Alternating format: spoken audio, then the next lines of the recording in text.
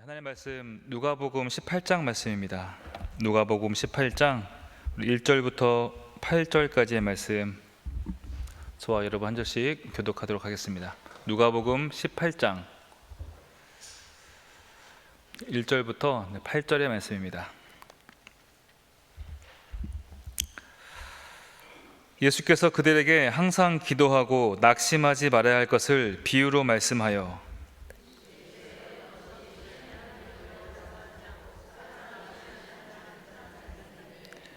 그 도시에 한 과부가 있어 자주 그에게 가서 내 원수에 대한 나의 원한을 풀어 주소서 하되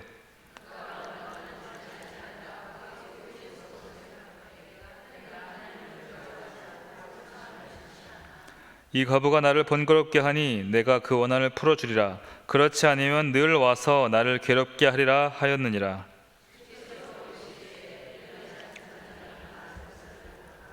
하물며 하나님께서 그 밤낮 부르짖는 택하신 자들의 원한을 풀어주지 아니하시겠느냐? 그들에게 오래 참으시겠느냐?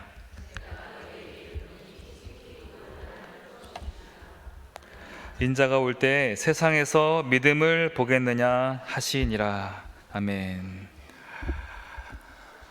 우리말에 지성이면 감천이라는 말이 있죠. 특히 우리나라의 한국교회는 기도를 설명할 때 치성과 열심으로 기도를 드리는 것이 제대로 된 기도라고 말하는 오해가 종종 있는 것 같습니다. 물론 우리가 기도에 대해서 열심을 내야 되는 것은 맞지만 열심이라는 것이 기도의 본질이 될 수는 없습니다. 무엇보다 기도의 본질은 하나님께 우리가 도움을 구하는 것입니다. 하나님을 의지하며 나아가는 것, 이것이 기도의 본질이지 우리의 열심이 있고 없고가 기도의 중심이 되어서도 안 되고 기도 응답의 성패를 결정해서도 안 된다는 것이죠. 그러다 보니까 우리가 오늘 읽은 누가복음 18장 말씀이 끈질기게만 기도한다면 응답된다는 식으로 읽혀져 왔던 것 같습니다. 마치 야곱이 천사와 씨름하며 끈질김을 보였던 것처럼 우리가 끈질기게 기도하면 원하는 것을 얻게 된다, 이것이 기도의 빠른 공식이다라고 오해할 수 있다는 것이죠. 그러나 기도는 오래 매달리기 시합이 아닙니다. 만약 그러한다고 한다면은 기도원에 짐 싸들고 들어간 사람이 다 승자가 될 수 있을 것이고요, 거기에 금식까지 더한다면 얼마나 효과가 빠르겠습니까? 그렇게 되면 기도의 본질은 하나님의 뜻이 아닌 개인의 열심 내지 개인의 역량이 될 수 있다는 것입니다. 그렇게 되면 우리 기독교는 십자가는 내팽겨진 채 자신만의 램프의 진위를 지닌 채 키우는 종교가 될 뿐이라는 것이죠. 오늘 본문을 보면은 불의한 재판장과 과부가 나옵니다. 과부는 성경에서 고아와 더불어 가장 약한 사람의 대명사로 불려지고 있습니다. 그리고 여기 나오는 불의한 재판장은 이 삶에 대해서 설명하기를 4절 말씀에 나는 하나님을 두려워하지 않고 사람을 무시하는 사람이다라고 소개됩니다. 이렇게 보호받아 마땅한 사람과 인정머리라고는 눈꼽만큼도 없는 사람이 대조되어서 등장하고 이 스토리를 이끌어가고 있습니다. 과부는 어떤 억울한 일을 당했는지 재판장을 찾아가 자기의 원한을 풀어달라고 간청합니다. 하지만 재판장은 들어주지 않습니다. 하나님도 사람도 안중에 없는 사람이니 당연히 약한 과부를 업신여겼을 것이고, 그런데도 자꾸 찾아와 귀찮게 구니까 재판장은 과부의 원한을 풀어주겠다고 합니다. 한마디로 너무나 번거롭고 귀찮아서 들어주기로 한 것이죠. 이 비유가 상당히 간절하고 긴박한 사람에게는 너무나 직관적으로 다가옵니다. 그것 봐라, 과부가 재판장을 귀찮게 한 것처럼 우리가 기도할 때 하나님이 귀찮아하실 정도로 매달리면 결국 주님께서도 들어주실 수밖에 없을 것이다. 그러나 성경은 하나님이 그런 분이시라고, 이것이 주님이 원하시는 기도라고 결코 말하지 않는다는 것입니다. 오늘 본문이 그렇다는 것이죠. 우리 1절 말씀 다시 한번 읽어보도록 하겠습니다. 자, 예수께서 그들에게 항상 기도하고 낙심하지 말아야 할 것을 비유로 말씀하여. 여러분, 이 본문에 이 1절 말씀에 오해가 없습니다. 이 비유를 말씀하신 그것은요, 기도할 때 낙심하지 말아야 할 것을 가르치기 위해서 이 비유를 말씀하셨다는 거예요. 즉 항상 기도를 해도 낙심할 일이 생길 수 있다는 거에 없다는 것이죠. 있다는 거예요. 이 비유는 우리가 기도를 열심히 하고 그 기도의 열심을 강조하고 어떻게 해야 우리가 하나님의 기도를 빨리 응답받을 수 있을 것인가, 이것을 말하는 것이 아니라 들어주시지 않았을 때의 문제에 대해서, 늘 우리가 기도를 했지만 응답되어지지 않고 낙심에 빠질 때의 문제에 대해서 말하시기 위한 비유라는 거예요. 다시 말하면 어떻게 하면 응답받을 수 있을까? 그것이 아니라 응답받아야 마땅하지만 응답받지 못하는 일에 대해서 우리가 주님을 혼동하거나 오해하지 않도록 주신 비유라는 것입니다. 우리는 늘 궁금합니다. 우리가 늘 묻고 싶은 것이 얼마나 기도를 해야 응답이 될 수 있을까?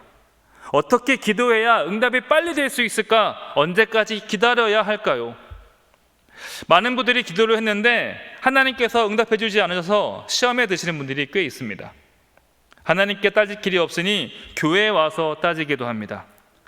아니, 기도하면 응답이 된다면서요. 신앙생활 열심히 하고 예배 잘 드리면 11조도 착실히 하면은 하나님께서 복을 많이 주신다고 하시지 않습니까? 그래서 그렇게 몇 년이고 열심히 했는데 왜 응답이 안 되고 왜 내 삶이 이러이러합니까? 얼마나 답답했으면, 얼마나 힘이 들었으면 그런 말씀을 하실까, 그 심경이 이해가 됩니다. 그런데 그런 분들에게 이런 말씀하시는 분들이 종종 있어요. 더 기도하지 않아서 그래요. 더 열심으로 기도했어야 되는데 더 부족해서 그렇습니다. 만약 이런 말을 듣는다면 결국 열심히 문제였나? 내 기도가 그래도 부족했던가? 그렇다면 기독교가 세상과 뭐가 다른가? 더 일찍 일어나서 더 많이 뛰어야만 멀리 가는 세상과 뭐가 다를 뿐인가? 결국 기도의 본질이 뭐가 됩니까? 하나님이 아니라 열심히 있고 없고가 기도의 본질로 다시 돌아갈 수밖에 없다는 거예요. 그러나 예수님께서는요, 충분히 기도를 해도 응답이 없을 수 있다. 아니, 항상 기도를 해도 응답이 없을 수 있다. 그러나 낙심하지 말아야 한다라고 말씀하신다는 거예요. 우리의 기도를 전혀 다른 방향으로 이끌어 주시길 원하신다는 겁니다. 그러니 우리가 이 비유를 읽으면서 우리가 하나님이 귀찮아하실 정도로 기도를 열심히 하면 반드시 응답이 있을 것이라고 생각을 한다면 우리는 오히려 주님의 의도와 정 다른 방향으로 갈 수 있다는 것이죠. 1절 말씀 다시 보시면요, 항상 기도를 하되 낙심하지 말아야 할 것은, 주님이 이 말씀을 하신 그 이유가 뭐겠습니까? 우리의 기도의 현실이 항상 기도를 해도 그 응답은 우리의 바람대로 이루어지지 않을 수 있다는 거예요. 이런 일이 너무나 빈번히 발생하고 너무나 자주 발생할 수 있기 때문에 우리는 어쩌면은 빨리 기도 응답되는 비결, 빠른 기도 응답, 이런 말이 너무나 쉽게 현혹되는 것 같습니다. 마치 경기가 너무 안 좋을 때 손쉽게 돈 버는 방법이 있다. 여기에 투자하면 금방 원금의 5배, 10배가 될 수 있다. 말도 안 되지만 이런 말에 쉽게 현혹되어지는 것처럼 우리는 신앙생활, 특히 기도생활에 있어서 뭔가 특별하고 빠른 것이 있다고 쉽게 착각을 하고 유혹에 넘어가게 됩니다. 그러나 여러분, 예수님은 이렇게 말씀하시죠. 항상 기도를 해도 낙심할 상황이 생긴다. 항상 기도를 해도 응답이 없거나 지연될 수 있습니다. 내 생각과 다른 방향으로 응답될 수 있고요, 내가 얻은 응답이 오히려 나를 힘들게 할 수도 있습니다. 즉, 낙심할 상황은 끊임없이 우리를 찾아올 수 있다는 것이죠. 여러분, 유명한 금식 기도원 가보십시오. 다 가봤을 것입니다. 거기에 소개되어져 있는 간증들을 듣거나 읽어보면 얼마나 극적입니까? 얼마나 드라마 보는 것처럼 속이 통쾌합니까? 다 이루어지지 않습니까? 거기 가면 병원 다닐 필요가 없어요. 물론 그런 소개들이, 그런 도전들이 우리로 더욱더 기도하게 하고 더욱더 하나님을 찾게 하는, 가까이 하게 하는데 중요한 역할도 합니다. 그런데 간증하면 다 자랑하시는 그 부분들이 결코 전부가 아니라는 거예요. 여러분, 우리 중에 기도원 안 가본 사람 있습니까? 다 가봤잖아요. 다들 금식기도 해보셨고 철야기도, 산기도 다 해봤을 것입니다. 하지만 응답을 목적으로 금식이든 철야든 산기도든 그 목적이 기도 응답에 한정되어져 있다면 우리는 금세 낙심하게 될 거라는 거예요.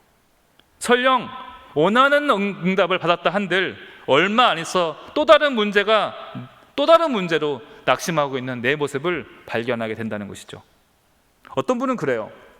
자신은 기도한 게 전부 다 이루어졌대요. 하나님이 자신을 얼마나 많이 사랑하시는지 기도하는 대로 다 이루어진대요. 둘 중 하나입니다. 그분이 거짓말을 했거나 아니면 평생 기도를 안 하다가 기도 한 번 했는데 그게 하나 이루어진 거예요. 여러분, 결코 기도한 대로 이루어지지 않습니다. 항상 기도를 해도 낙심한 일이 계속 생겨난다는 것이 성경이 증언이고, 그러니 예수님께서도 낙심하지 말아라라고 당부하며 말씀하신다는 거예요. 여러분, 이런 관점으로 오늘 본문 다시 한번 이야기해 보겠습니다.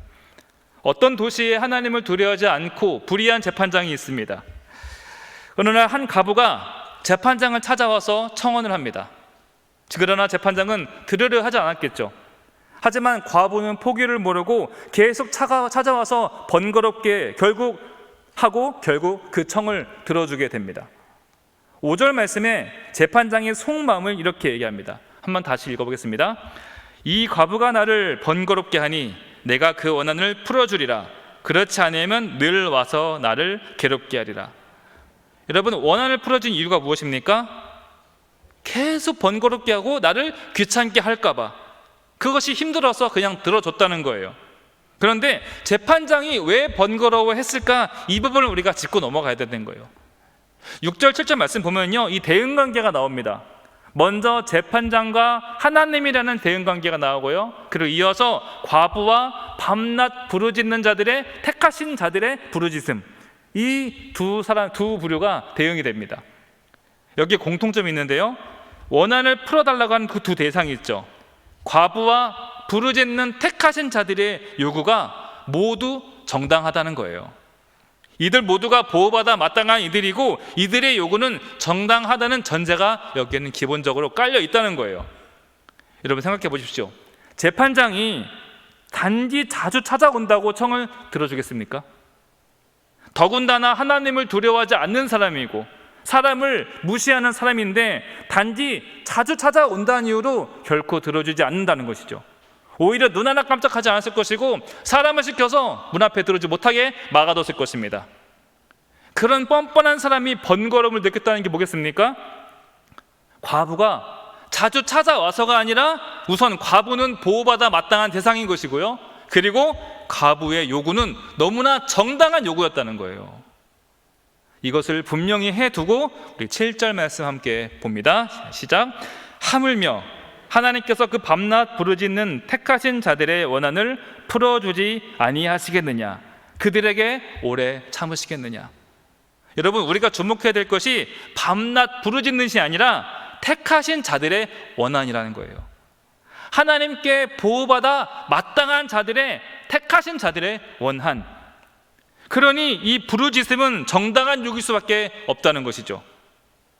이렇게 하나님을 두려워하지 않는 재판장도 정당한 요청을 무시할 수 없건만, 하물며 공의로운 하나님께서 우리의 정당한 부르짖음에 모른 채 하시겠느냐, 이 말씀을 하시는 거예요. 하물며 택하신 자들의 부르짖음에 하나님께서 모른 채 하시겠느냐? 하나님은 재판장과는 비교할 수 없을 정도로 우리를 생각하시고 우리를 위하시고 우리를 편히 대어주시는 분이다. 예수님께서 자주 표현하시는 표현이 있죠. 하물며 너희일까 보냐. 바로 이거라는 거예요.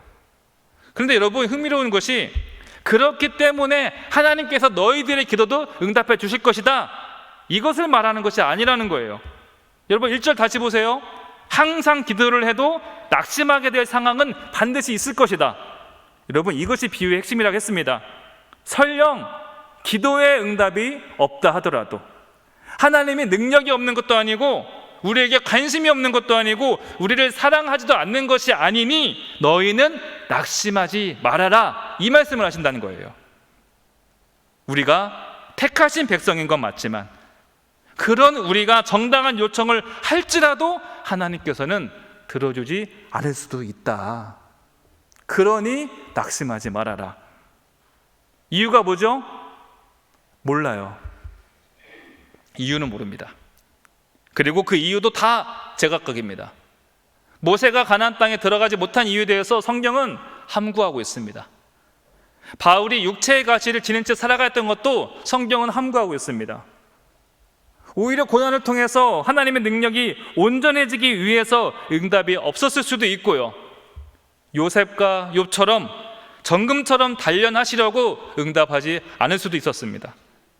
또한 우리를 정결하게 하시려고 우리가 원하지 않는 상황으로 계속 이끌어 가실 수도 있으시고요, 어쩌면 아브라함처럼 우리의 믿음을 확인하시려고, 어쩌면 우리의 잘못이 무엇인지 알게 하시려고, 보게 하시려고 그리 하시는지도 모르겠습니다. 그리고요, 심지어 그 기도의 응답은 세상 끝날 때까지 그야말로 이 땅에서 얻을 수 없는 기도 응답일 수도 있다는 거예요. 가령 이런 거죠. 세상에서 올바르게 살아가고 있지만 정당한 대우를 못 받고 살아가는, 평생 그렇게 살아가는 사람들이 있지 않습니까? 늘 기도합니다, 늘 찬송합니다. 하지만 평생 가난과 고난을 벗어나지 못하는 사람들도 있습니다. 늘 기도했지만 원치 않는 전쟁과 질병으로 가족을 잃은 사람들, 이것이야말로 우리가 응답받지 못하는 대표적인 기도 중에 하나일 것입니다. 그런데 예수님께서는 뭐라 하십니까? 항상 기도하되 낙심하지 말아라. 불의한 재판장이 과부의 요구를 들어준 것을 기억하라. 하물며 공의로운 하나님께서 자녀들의 기도를 외면하시겠느냐?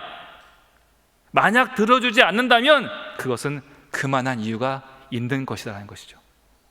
너희가 싫어서도 아니고 하나님의 팔이 짧아서도 아니고, 그러니 너희는 시험에 들지 말아라. 넘어지지 마라. 믿음 흔들려 낙심하지 말아라. 하나님은 우리의 기도를 듣기를 원하시고 우리에게 응답하시기를 기뻐하시는 하나님이심을 기억하며 살아가라는 것입니다. 이것이 우리가 기도할 때 가져야 될 우선적인 자세라는 거예요.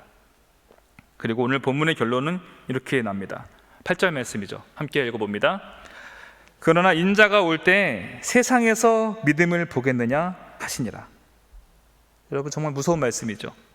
주님이 다시 올 때 응답만을 구하는 우리에게 믿음을 볼 수 있겠냐는 거예요.